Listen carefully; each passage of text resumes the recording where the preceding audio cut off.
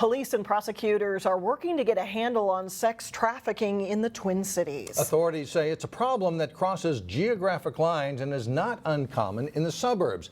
Now the Hennepin County Attorney's Office and law enforcement are devoting more resources to these investigations. We always want to go after Mr. or Ms. Big. Many times, the actual person providing the sexual services is a young girl who's been being exploited, and there's somebody's daughter. There's somebody's sister.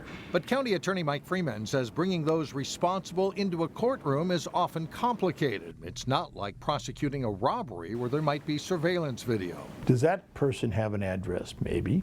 That person have a car? Probably. Do they change the cars every couple of days? Maybe. Do they move from town to town? Yes. So all of those make this more difficult. And suburban police say most people would be surprised to learn how often it happens. Especially with juvenile sex trafficking, that it's out there. In fact, arrests are up after Plymouth investigators last year joined with other suburban police departments in setting up a special task force to investigate these crimes. And not to say that there's any spike in this type of crime, but if we weren't looking at it before, the way we're looking at it now, more of an intense factor, we're finding more of it. We prosecuted about 20 people for sex trafficking or related crimes last year.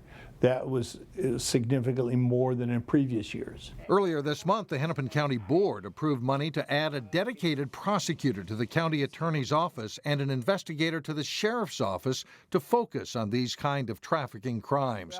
Mike Freeman says it should help bring more cases and keep up with changes in how they do business. It used to be very much of a street kind of crime.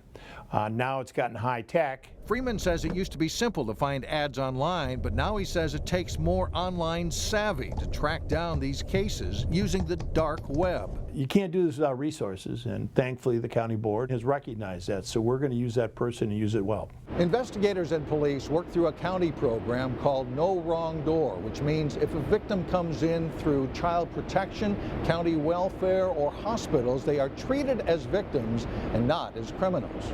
The most positive thing is the young woman whose life is in shambles because of what other people did to her is taken care of.